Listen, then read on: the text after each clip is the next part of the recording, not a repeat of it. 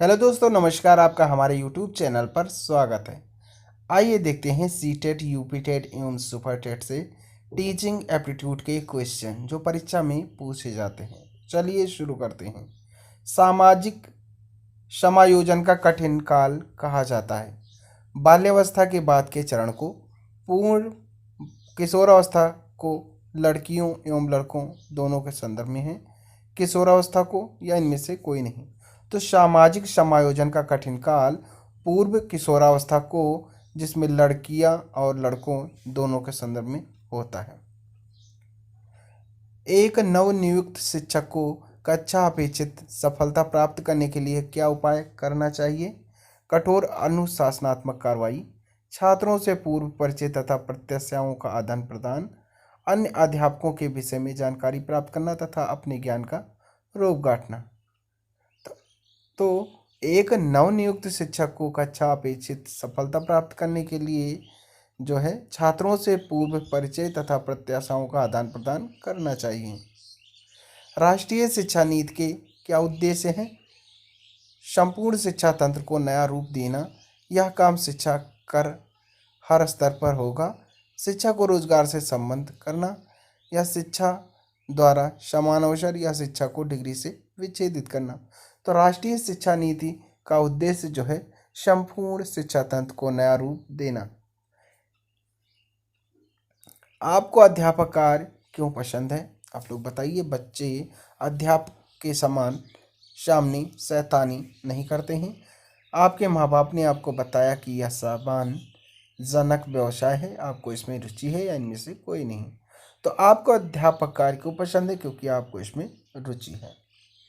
एक शिक्षक के रूप में आप अतिरिक्त उत्तरदायित्व लेना इसलिए स्वीकार करेंगे, नए अनुभव के लिए, प्रधानाध्यापक को खुश करने के लिए, छात्रों में लोकप्रिय बनने के लिए, या प्रशासन को सहयोग देने के लिए।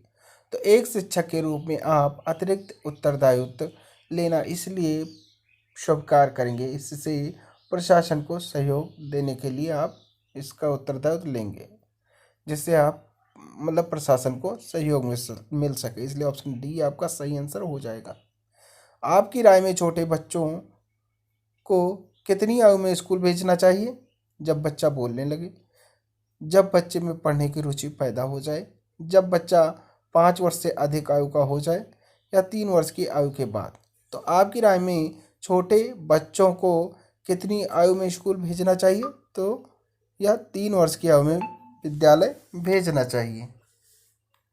अगला प्रश्न देखते हैं।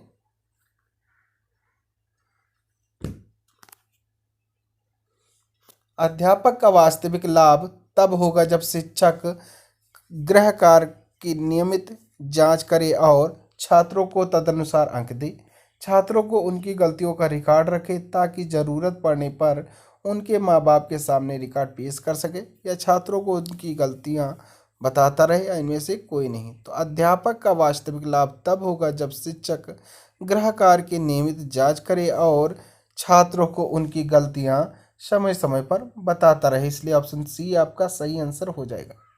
अध्यापक का वास्तविक कार्य क्या है? छात्रों को पढ़ने में लगाना, छात्रों को पढ़ने के लिए प्रेरित करना, छात्रों की प्रतिभा का सर्वोन्मुखी विकास करना, छात्रों की परीक्षा पास करने योग्य बनाना। तो अध्यापक का वास्तविक कार्य छात्रों की प्रतिभा का सर्वोन्मुखी विकास करना। ऑप्शन सी आपका सही आंसर हो जाएगा। अपने छात्रों को समझने के लिए शिक्षक को किस बात का ज्ञान होना चाहिए? बाल मनोविज्ञान, बालक कैसे सीखता है, बालकों की अभिरुचियाँ और प्रवृत्तियाँ, या यह सभी। तो अपने छात्रों को समझने के लिए शिक्षक को बाल मनोविज्ञान, बालक कैसे सीखता है, बालकों की अभिरुचियाँ और प्रवृत्तियाँ, अर्थात यह सभी चीज़ों का ज्ञान होना चाहिए। नेक्स्ट क्वेश्चन देखते हैं।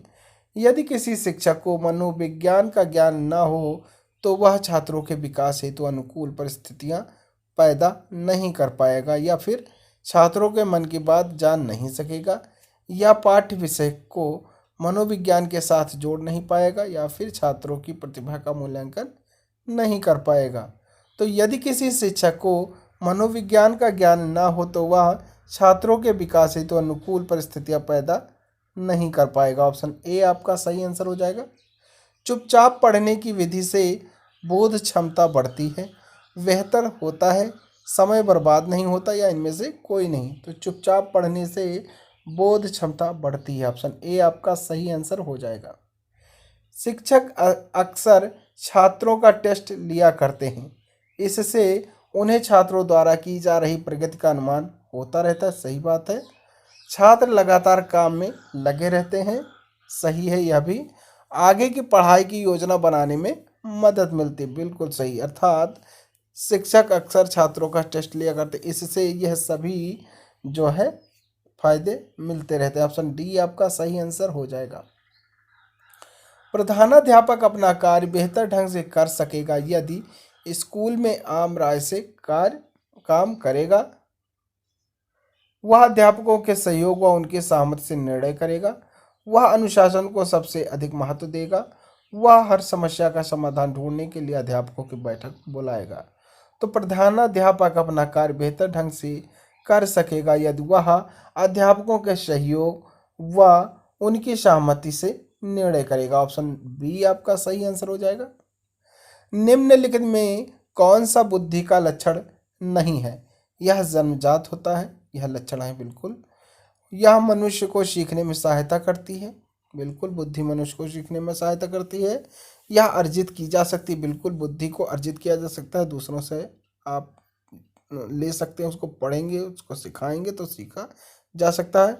ज्ञान और बुद्धि अलग अलग हैं, तो यह बिल्कुल सही आंसर हो जाएगा, क्योंकि यह बुद्धि का कोई लक्षण नहीं है। यह ज्ञान और बुद्धि दोनों अलग अलग हैं। छोटे बच्चों में रटने की आदत डालने के बारे में आपकी क्या राय है? रटने की आदत गलत आदत है। रटने से बुद्धि तेज होती है। कुछ चीज़ें रटना जरूरी होता है, इनमें से कोई नहीं। तो छोटे बच्चों में रटने की आदत डालने के बारे में कुछ चीज़ें रटना जरूरी होता है, जिन्हें रटना चाहिए। ऑप्शन सी आपका सही आंसर हो जाएगा। दंड का अपेक्षित प्रभाव तभी पड़ेगा जब वह अपराध करने वाले को शारीरिक पीड़ा पहुंचाए, वह ऐसा हो कि सभी छात्र उसे हमेशा याद रखें, उसके पीछे छात्र को सुधारने की भावना हो, या दंडित छात्र अपने अपराध के लिए अपमानित महसूस करें। तो दंड का अपेक्षित प्रभाव तभी पड़ेगा जब उसके पीछे छात्र को सुधारने की भावना हो। ऑप्शन सी आपका सही आंसर हो जाएगा। कक्षा शिक्षण के दौरान जब बच्चे स्वयं प्रश्न पूछते हैं और इस शिक्षक द्वारा पूछे गए प्रश्नों का उत्तर देते हैं, तो इससे पढ़ाई अधिक रोचक हो जाती है, बच्चों का अधिक ज्ञानवर्धन होता है, पढ़ाई में बच्चों की सहभागिता बढ़ती है। अर्थात यह सभी सही हो जाएगा। कक्षा शिक्षण के दौरान शिक्षक को प्रश्नों को दोहराना नहीं चाहिए। ऐसे प्रश्न नहीं पूछना चाहिए जिनके उत्तर का सुझाव प्रश्न में ही दिया गया हो। उत्तरों को दोहराना नहीं चाहिए। तो ए बी दोनों सही आंसर हो जाएंगे इसके। कक्षा के बच्चों को स्वाधीन अध्ययन प्रोजेक्ट देना एक उदाहरण है खोज विधि का, प्रेरणा विधि का, स्वाध्याय विधि का, या फिर प्रोजेक्ट विधि का। तो कक्षा के बच्चों को स्वाधीन अध्ययन प्रोजेक्ट देना एक उदाहरण है खोज विधि का। ऑप्शन ए आपका सही आंसर हो जाएगा।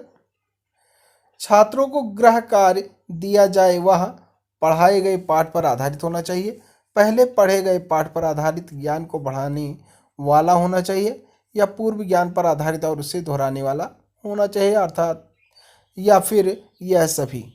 तो छात्रों को गृह कार्य दिया जाए वह जो पढ़ाए गए पाठ पर आधारित हो। ऑप्शन ए आपका सही आंसर हो जाएगा।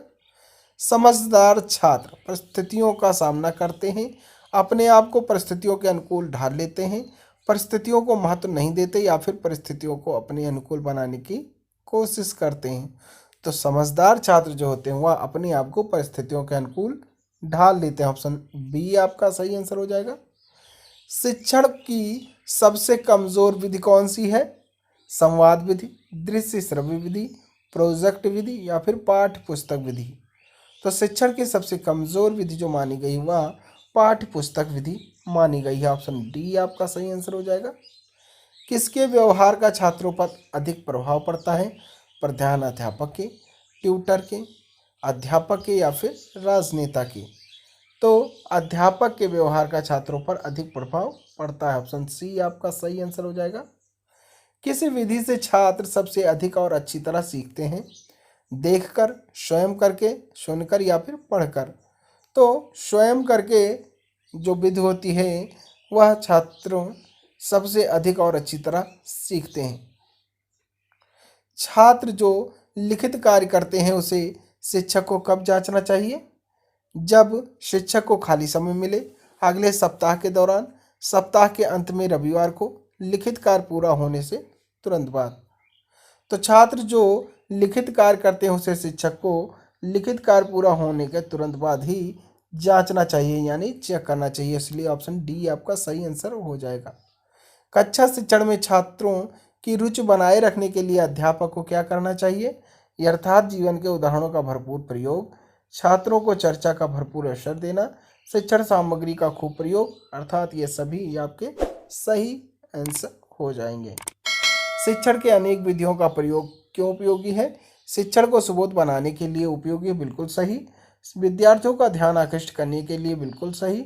शिक्षण को रोचक बनाने के लिए, बिल्कुल सही है। तो शिक्षण अनेक विधियों का प्रयोग क्यों उपयोगी है? क्योंकि इससे सुबोध, आकृष्ट और शिक्षण रोचक बनाया जा सकता है, अर्थात यह सभी आंसर आपके सही आंसर माने जाएंगे। शिक्षक शिक्षण विधि सबसे अधिक सीखता है अपने प्रधानाध्यापक से, छात्रों से, प्रशंसकों से या फिर पुस्तकों से। तो जो शिक्षक शिक्षण विधि सबसे अधिक छात्रों से सीखने को मिलती है, इसलिए ऑप्शन बी आपका सही आंसर हो जाएगा। शिक्षक का मूल कार्य है छात्रों को पढ़ने के लिए प्रेरित करना, छात्रों को उनकी गलतियां बताना, अध्ययन के लिए अनुकूल वातावरण तैयार करना, छात्रों के स्व अध्ययन में सहायता करना। तो शिक्षक का मूल कार्य अध्ययन के लिए अनुकूल वातावरण तैयार करना, ऑप्शन सी आपका सही आंसर हो जाएगा।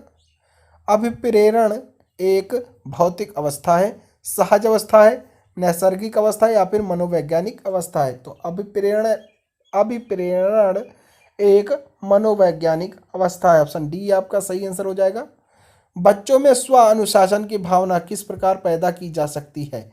उन्हें कठोर अनुशासन में रखकर, उन्हें जिम्मेदारी सौंपकर, अनुशासनहीनता पर उन्हें दंड देकर या फिर उन्हें अनुशासन में रखने के लाभ बताकर। तो बच्चों में स्व अनुशासन की भावना उन्हें जिम्मेदारी सौंपकर पैदा की जा सकती है, ऑप्शन बी आपका सही आंसर हो जाएगा। छोटे बच्चों को गृह कार्य आप कैसे देंगे? उनकी डायरी में लिख देंगे, श्यामपट्ट पर लिख देंगे और बच्चों से कहेंगे कि वह उसे नोट कर लें, बोलकर उन्हें लिखा देंगे या उनको ज़बानी बता देंगे? तो जो छोटे बच्चे होते हैं उन्हें आप गृह कार्य उनकी डायरी में लिख करके देंगे, ऑप्शन ए आपका सही आंसर हो जाएगा। कक्षा में पढ़ाई के दौरान व्यवधान डालने वाले छात्रों को सही रास्ते पर लाने का कौन सा उपाय आप ठीक समझेंगे? उन्हें कक्षा से बाहर कर दिया जाए, नहीं करना है। उनको महत्व न दिया जाए, उनको शिकायत प्रधानाध्यापक से की जाए, नहीं करना है। उन्हें कक्षा में ही कठोर दंड दिया, मारना पीटना भी नहीं है।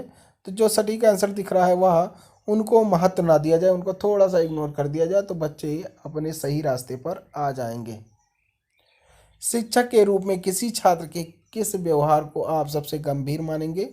गृह कार्य पूरा ना करना, पढ़ाई में कुछ सुस्त होना, पढ़ाई के समय कक्षा में दूसरे छात्रों से बात ना करना या कक्षा में बहुत से प्रश्न पूछना। तो शिक्षक के रूप में किसी छात्र के पढ़ाई के समय कक्षा में दूसरे छात्रों से बात ना करना व्यवहार आप सबसे गंभीर मानेंगे।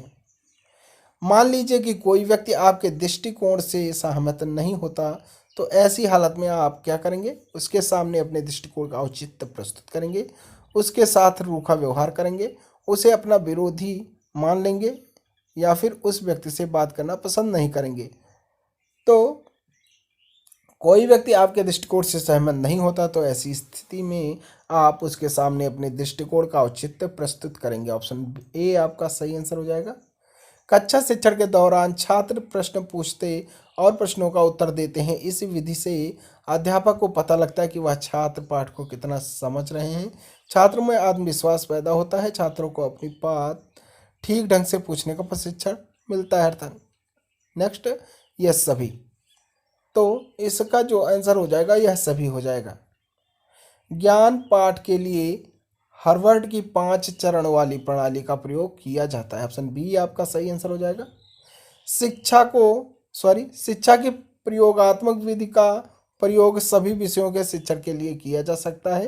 केवल कुछ विषयों के शिक्षण के लिए किया जा सकता है, सुनकर ज्ञान प्राप्त करने के लिए किया जा सकता है, या फिर छात्र को सामान्य से विशिष्ट की ओर ले जा सकता है।